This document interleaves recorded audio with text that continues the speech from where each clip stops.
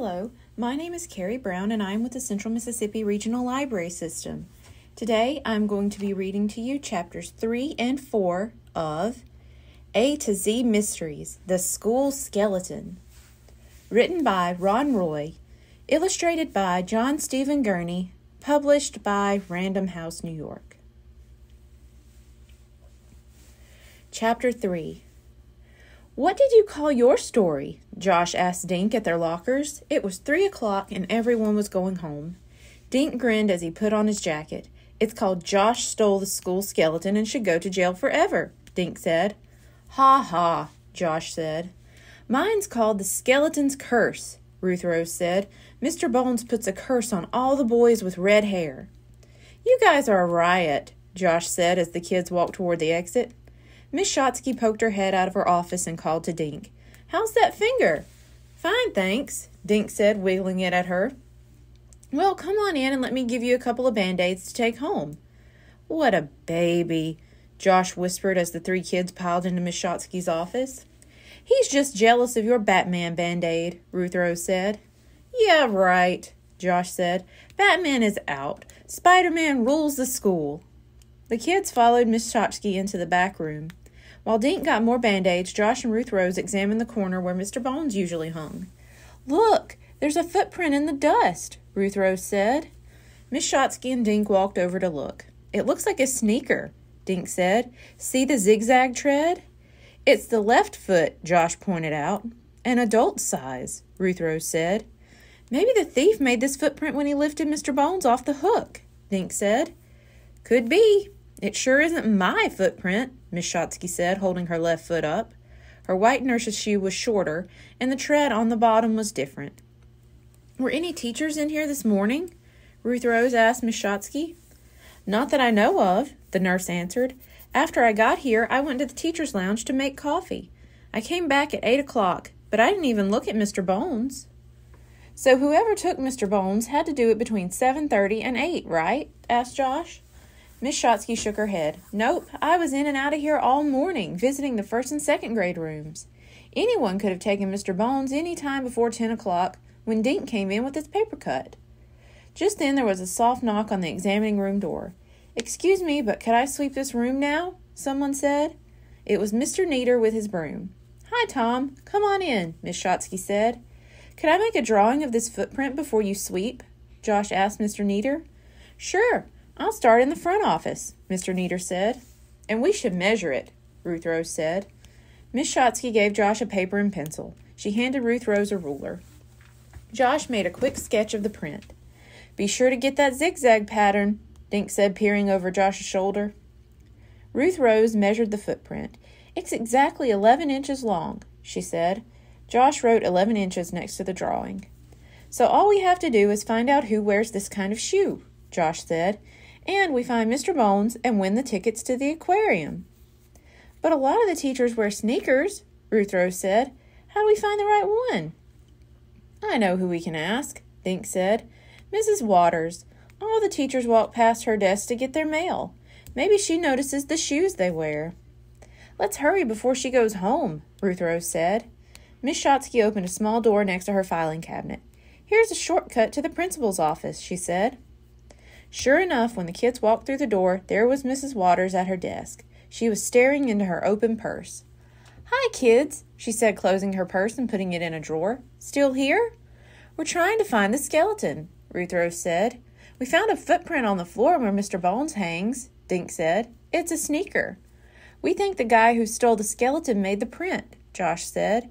"If we find him, our room wins the tickets." "Just one footprint? Maybe you should be looking for a one-legged thief," Mrs. Waters said with a twinkle in her eye. Josh giggled and placed his drawing on her desk. "Do you know anyone who wears this kind of sneaker?" he asked. Just then the small door opened again. Miss Shotsky peeked in wearing her red scarf. "Good night, all," Miss Shotsky said. "Happy skeleton hunting, kids." "Good night, Claire," said Mrs. Waters. The door closed. Mrs. Waters studied Josh's drawing, then shook her head. "I usually notice what the teachers are wearing," she said, "but I never see the bottoms of their feet." She traced the zigzag tread with her finger. "Although this pattern does seem familiar. I feel sure I've seen it somewhere." She smiled. "Knowing me, I'll think of it halfway home." Mrs. Waters glanced at the clock and stood up. "Time for me to leave," she said, heading toward her cloak closet. When she tried to open the door, it wouldn't budge. Mrs. Waters walked back to her desk and pulled her purse and a sweater from a drawer. "First I lose my powder," she said. "Now I think I'm losing my head." Just then Mr. Dillon appeared in the doorway to his office. "Hey, kids, still here?"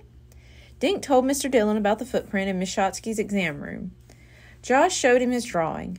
"We think the thief was wearing sneakers like this," Ruth Rose said.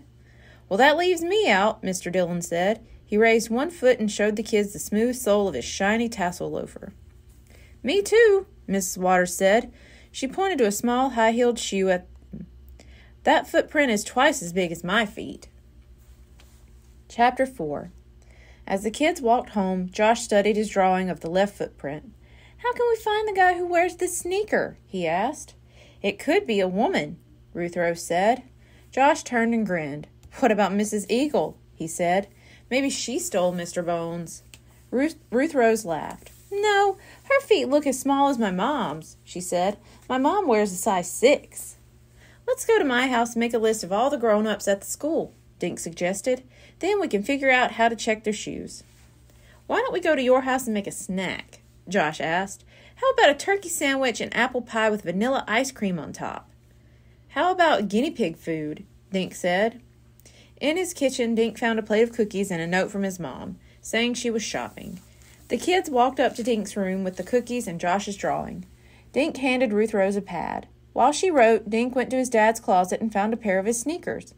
On the bottom, he found a circle with size 10 stamped inside. Then he got a ruler and measured the sneaker. It was 11 inches long, the same as the footprint they had found in Miss Shotsky's office. "Guys, I think the skeleton snatcher wears a size 10, he said. "I'll bet a lot of the male teachers wear that size," Josh said. Ruth Rose showed them her list. "I got 13 people," she said. "Did you count Mr. Dillon and Mr. Neater?" Dink asked. Ruth Rose nodded. "Yup, all the adults who work at the school." "We can cross off 5 names," Josh said. "Mrs. Eagle, Mrs. Waters, and Miss Shotsky all have smaller feet, and Mr. Dillon was wearing loafers today." "Who's the 5th?" Dink asked. "The custodian, Mr. Neater," Josh said. "Why cross him off?" Ruth Rose asked. "He wears sneakers." Josh laughed. "Because they're the biggest sneakers I've ever seen. I think he wears about a size 13. Ruth Rose put an X in front of the names of the 5 people Josh had mentioned. Dink looked at the 8 remaining names. 4 women and 4 men, he said, dropping a hunk of cookie into his guinea pig's cage. "Do you think one of them took the skeleton?" "One way to find out," Josh said. "Check their shoes against my drawing." "How do we do that?" Dink asked. "Just tell them about the footprint we found, then ask them if we can measure their feet and check the treads of their sneakers." "There's one problem," Ruth Rose said. "If one of the teachers did take the skeleton, he won't let us measure his feet. Then we'll know he's the guilty one," Josh said. "But what if 2 teachers say no?" Dink asked. "Then we still wouldn't know which one did it." "But at least we'd have narrowed it down to 2, Ruth Rose said. "Then we could figure out what to do next." "We'd better decide," Josh said. "Every kid at school wants to win those aquarium tickets." "But we're the only ones who know about the footprint," Ruth Rose said. "We've got a head start." "Not for long," Josh said. "Miss Shotsky and Mr. Neater saw the footprint too. And I showed the drawing to Mrs. Waters and Mr. Dillon. Pretty soon the whole school will know." "Okay, let's talk to those 8 teachers tomorrow," Dink said. "We could put notes in their mailboxes," Ruth Rose suggested. "Great idea," Dink said. He sat at his computer, and Josh and Ruth Rose gave him suggestions. This is what they came up with. "Dear, we have a clue to the mystery of the missing skeleton. May we talk to you today? Please check yes or no and put this in Mrs. Eagle's mailbox. Thank you. Signed, Dink Duncan, Josh Pinto, and Ruth Rose Hathaway." Dink printed 8 copies. Using Ruth Rose's list of names, the kids addressed a letter to each. "That should do it," Dink said when they were finished. "We'll ask Mrs. Waters to put them in the mailboxes tomorrow morning. And by afternoon, our class will have tickets to the aquarium," Josh said, grinning at his friends. "Don't get your hopes up yet, Josh," Ruth Rose said. "Why not?" "If we find the right shoe, we find the right person who took Mr. Bones, right? So we win the tickets, right? Ruth Rose shook her head. Wrong. We have to find the skeleton to win the tickets, she said. While we're running around measuring people's feet, some other kid might find Mr. Bones. Thank you. Be sure to tune in next week for chapters 5 and 6. Goodbye.